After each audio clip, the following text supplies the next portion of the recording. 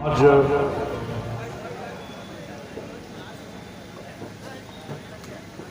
कोरांव की धरती पर बुद्ध भारत एकता संघ द्वारा आयोजित अपदीपो भव एवं बौद्ध धर्म की विशेषता विषय पर आयोजित सम्मेलन में आए हुए सभी बौद्ध प्रेमियों, बौद्ध उपासकगण, भाइयों बहनों, नौजवान साथियों, पत्रकार भाइयों एवं मंच पर उपस्थित हमारे सभी सम्मानित नेतागण, मुख्य रूप से हमारे बीच में उपस्थित मेजा के सम्मानित विधायक भाई संदीप पटेल जी, बहुत ही वरिष्ठ सम्मानित नेता कर्मठ समाज सेवी विद्रोही धनपत राम मौर्य जी, प्रयागराज और कौशाम्बी के दो बार जिला सहकारी बैंक के चेयरमैन रहे भाई अमरनाथ सिंह मौर्य जी हमारे बीच में आपको संबोधित कर चुके हैं। जमुना पार के हमारे सम्मानित जिला अध्यक्ष भाई पप्पू लाल निषाद जी, साथ ही साथ हमारे बहुत ही वरिष्ठ शुरुआती दौर के साथी और साथ ही साथ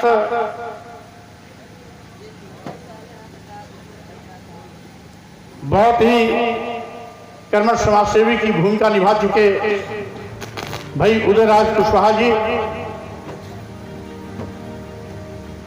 हमारे शुरुआती दौर के साथी भाई राम कुमार मौर्य जी, और इसी के साथ ही साथ यहाँ पर उपस्थित हमारे कर्मठ समाज सेवी डॉक्टर सुरेश जी,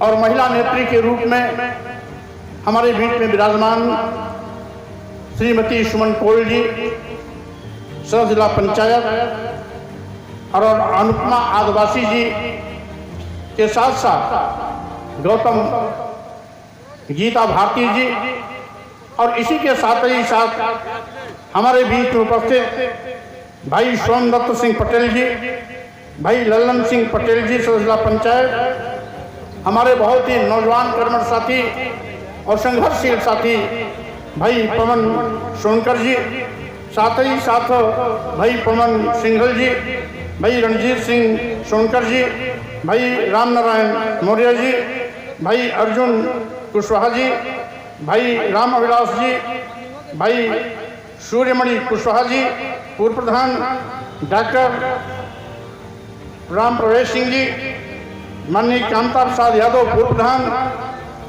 भाई ओझा यादव प्रधान जी, भाई रंगलाल बिंद जी, रविंद्र जयसल प्रधान जी, भाई सूर्यलाल जी, डॉक्टर शिवमंगल जी, पूर्व प्रधान भाई सूर्यमणि कुशवाहा जी के साथ साथ हमारे कर्मठ साथी भाई कन्हैयालाल बौद्ध जी, भाई रविंद्र जयसल जी, और इसी के साथ ही साथ हमारे नौजवान साथी भाई दीपू कुशवाहा जी, अजय कुशवाहा जी, कपिल कुशवाहा जी, देवदत्त साके जी, नरेश कुमार वर्मा जी, अजय मोहन जी, नौशाद अंसारी जी, अमरेंद्र वर्मा जी, गंगा दयाल सिंह जी और जय किशोर जी के साथ साथ आज इस कार्यक्रम का संचालन कर रहे भाई अनिरुद्ध कुमार जी, सांस्कृतिक जत्था के हमारे साथी भाई गुरुदेव राय जी, सुनील लहरी जी और उनकी पूरी टीम के साथीगण, अखिलेश जी, अखिलेश कुशवाहा जी,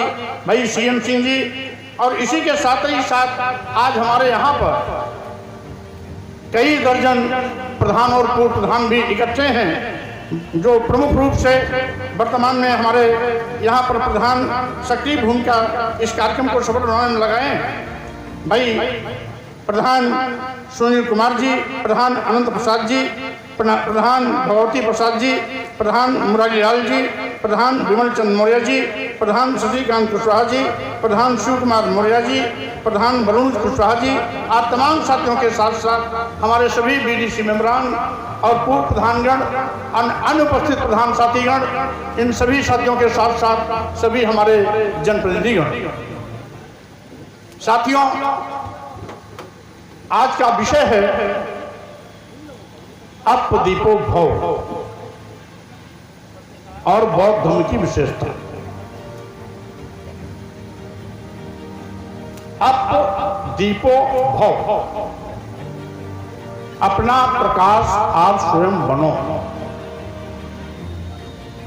अपना प्रकाश स्वयं बनो। तथागत बुद्ध जी ने अपने संदेश के रूप में ये बात कही थी, यानी इतना ज्ञान प्राप्त करो, इतना ज्ञान प्राप्त करो क्या है? हाथ क्यों लगा रहे हो? कि आप स्वयं, और इसीलिए मैं आपसे कहना चाहूंगा, दिगरिया के यहां जितने लोग बैठे हैं इसमें सैकड़ों ऐसे लोग होंगे जो पोस्ट ग्रेजुएट होंगे, पढ़ाई लिखाई तो उन्होंने भी किया है, जो IAS बन जाते हैं, IPS बन जाते हैं, विश्वविद्यालयों में प्रोफेसर बन जाते हैं, वैज्ञानिक भी बन जाते हैं। लेकिन ऐसे लोगों पर तरस तब आता है जब वो एक निरक्षर अज्ञानी व्यक्ति जैसा अपनी अज्ञानता का प्रदर्शन करते हैं। हम उन्हें ज्ञानी नहीं कह सकते, बड़ी डिग्रियां ले सकते हैं, बड़ी डिग्रियों के माध्यम से बड़े ओहदे पर जा सकते हैं, लेकिन हर पढ़ा लिखा व्यक्ति ज्ञानी नहीं कहा जा सकता। ज्ञानी वही होता है जो चिंतन करता है। जैसे मैं सवाल करता हूं, पूरे दुनिया में जो बच्चा पैदा होता है उसकी आम बनावट क्या है? 2 हाथ, 2 आंख, 2 कान, 2 नाक, 2 पैर, पेट और पीठ समान संरचना है। किसी भी धर्म का बच्चा हो, किसी भी वर्ण का बच्चा हो, किसी भी जात का बच्चा हो, किसी भी नस्ल का बच्चा हो, काले का हो, गोरे का हो, नाटे का हो, लंबे का हो, लेकिन बच्चों की बनावट एक है। अगर अब बच्चा पैदा कहां से होता है? मां के पेट से। वो जनती है, इसीलिए उसको जननी कहते हैं। लेकिन अगर कोई कहता है कि ब्राह्मण मुंह से पैदा होता है, क्षत्रिय बाहु से पैदा होता है, वैश्य पेट से या जंघे से पैदा होता है, शूद्र पैर से पैदा होता है, तो क्या आप इसको मानेंगे? अगर मानेंगे तो अज्ञानी, और नहीं मानेंगे तो ज्ञानी। यही ज्ञान और अज्ञान में अंतर है, कोई बहुत अंतर नहीं। यानी जो सच है, जो सच है, व्यवहारिक है, वैज्ञानिक है, सनातन है। सनातन भी यही है कि हर बच्चा मां के पेट से ही पैदा होता है। अगर कोई कहता है कि फला मुंह से पैदा हुआ, फला बाहू से पैदा हुआ, फला जंघा से पैदा हुआ, फला पैर से पैदा हुआ, तो यह सरासर झूठ है, तथ्यहीन है, बेबुनियाद है, अव्यवहारिक है और अवैज्ञानिक भी है। यह सनातन भी नहीं। इसीलिए आपको सही चीज की जानकारी करके उसको मानना चाहिए। मैंने अभी दिवाली के दिन अपने ट्विटर हैंडल पर एक ट्वीट किया कि अगर लक्ष्मी की पूजा करनी है तो अपने घर वाली की पूजा करिए। हमारे देश की संस्कृति भी यही है। यत्र नार्यस्तु पूज्यन्ते रमन्ते तत्र देवते। जहां स्त्रियों का सम्मान होता है उसी घर में खुशियां होती हैं, समृद्धि आती है, सुख शांति रहती है, अमन चैन रहता है, विकास का रास्ता भी वहीं से आगे बढ़ता है। और हमने पिछली भी दीपावली को और इस दीपावली को भी लक्ष्मी के रूप में अपनी ही पत्नी का यानी अपनी घरवाली का पूजा भी किया, सम्मान भी किया। क्योंकि हर घर की सही लक्ष्मी उस घर की घरवाली, वही घर को साफ सुथरा रखती है, घर के लोगों का लालन पोषण करती है, सुख समृद्धि लाती है और साथ ही साथ वही घर को चलाती भी है। तो घर की लक्ष्मी कौन? घरवाली हुई। और हमने ये भी क्वेश्चन किया कि जब दो हाथ वाला ही बच्चा पैदा होता है, दो हाथ दो पैर, दो आंख दो कान दो नाक, एक सिर एक पीठ, तो 4 हाथ वाला, 8 हाथ वाला, 10 हाथ वाला, 20 हाथ वाला, 1000 हाथ वाला बच्चा आज तक पैदा हुआ ही नहीं, तो 4 हाथ वाली लक्ष्मी कैसे पैदा हो गई? भाई जब 4 हाथ वाला बच्चा, आप अस्पताल में जाते हैं, अगर किसी बच्चे का सिर बड़ा हो जाता है तो पैदा होने के पहले या पैदा होते होते मर जाता है। किसी बच्चे के अंदर कभी 6वीं उंगली निकल आती है तो उसको लोग अपशकुन मानते हैं, कहते हैं छंगुआ पैदा हुआ। और किसी के इस बनावट के अलावा कोई अंग बढ़ जाता है तो वो पेट में मर जाता है या पैदा होते होते मर जाता है। कभी भी 4 हाथ वाला, 8 हाथ वाला, 10 हाथ वाला, 20 हाथ वाला, 1000 हाथ वाला बच्चा पैदा ही नहीं हुआ। जब 4 हाथ वाला बच्चा पैदा नहीं हुआ तो 4 हाथ वाली देवी कहां से आ गई? 8 हाथ वाले भगवान कहां से आ गए? 20 हाथ वाला रावण कहां से? व्यवहारिक है और अवैज्ञानिक भी है। यह सनातन भी नहीं।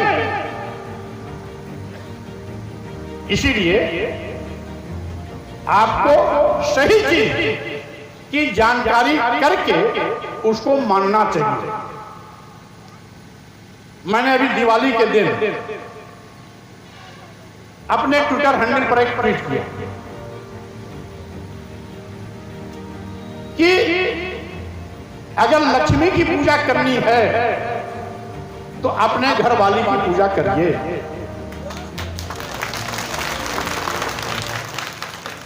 हमारे देश की संस्कृति भी यही है। यत्र नार्यस्तु पूज्यन्ते रमन्ते तत्र देवते।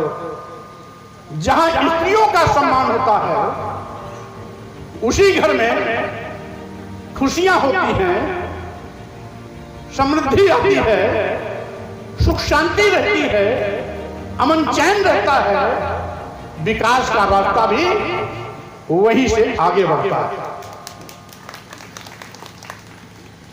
और हमने पिछली भी दीपावली को और इस दीपावली को भी लक्ष्मी के रूप में अपनी ही पत्नी का यानी अपनी घरवाली का पूजा भी किया, सम्मान भी किया, क्योंकि हर घर की सही लक्ष्मी उस घर की घरवाली, वही घर को साफ सुथरा रखती है, घर के लोगों का लालन पोषण करती है, सुख समृद्धि लाती है और साथ ही साथ वही घर को चलाती भी है। तो घर की लक्ष्मी कौन? घरवाली हुई। और हमने ये भी क्वेश्चन किया कि जब 2 हाथ वाला ही बच्चा पैदा होता है, 2 हाथ 2 पैर 2 आंख 2 कान 2 नाक 1 सिर 1 पीठ, तो 4 हाथ वाला, 8 हाथ वाला, 10 हाथ वाला, 20 हाथ वाला, 1000 हाथ वाला बच्चा आज तक पैदा हुआ ही नहीं, तो 4 हाथ वाली लक्ष्मी कैसे पैदा हो गई? भाई जब 4 हाथ वाला बच्चा, आप अस्पताल में जाते हैं, अगर किसी बच्चे का सिर बड़ा हो जाता है तो पैदा होने के पहले या पैदा होते होते मर जाता है। किसी बच्चे के अंदर कभी 6वीं उंगली निकल आती है तो उसको लोग अपशकुन मानते हैं, कहते हैं छंगुआ पैदा हुआ। और किसी के इस बनावट के अलावा कोई अंग बढ़ जाता है तो वो पेट में मर जाता है या पैदा होते होते मर जाता है। कभी भी 4 हाथ वाला, 8 हाथ वाला, 10 हाथ वाला, 20 हाथ वाला, 1000 हाथ वाला बच्चा पैदा ही नहीं हुआ। जब 4 हाथ वाला बच्चा पैदा नहीं हुआ तो 4 हाथ वाली देवी कहां से आ गई? 8 हाथ वाले भगवान कहां से आ गए? 20 हाथ वाला रावण कहां से आ गया? 1000 हाथ वाला सहस्त्रबाहु कहां से आ गया?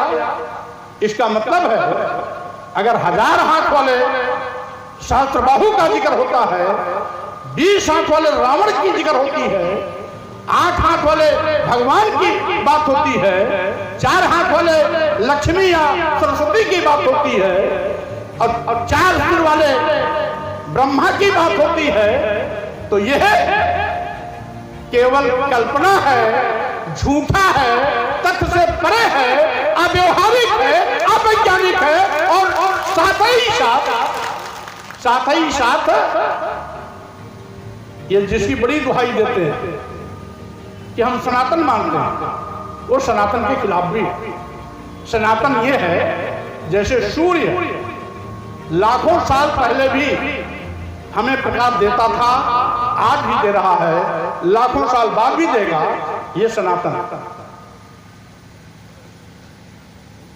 पानी, किसी भी नदी किनारे चले जाओ, उस नदी में जाकर के आप सब पानी पियो, नदी का पानी कभी आपसे जाति नहीं पूछता, कभी आपसे धर्म नहीं पूछता, कभी आपसे गांव नहीं पूछता, जो भी जाएगा सब कोई पियो, सबका स्वागत है।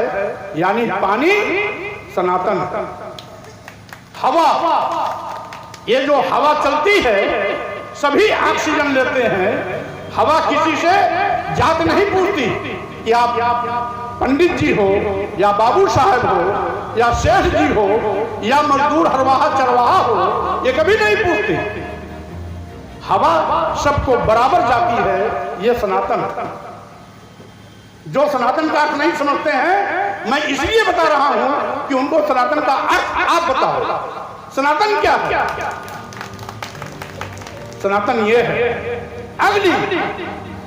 अग्नि हमें ज्वाला देती है, घरों में खाना बनता है, ये आज नहीं हजारों लाखों साल पहले भी था, आज भी है, लाखों साल बाद भी रहेगा। ये है उसका चरित्र है, ये सनातन। यानी जो हर परिस्थिति में, हर देश काल परिस्थिति में एक जैसा व्यवहार रखे, वो सनातन। माँ बच्चा पैदा करती है, ये सनातन। माँ बच्चा पैदा करती है, ये सनातन है। क्योंकि लाखों साल, हजारों साल पहले भी माँ से ही बच्चा पैदा होता था, आज भी माँ से ही बच्चा पैदा होता है, आगे भी हजारों लाखों साल बाद भी बच्चा माँ से ही पैदा होगा। ये सनातन है।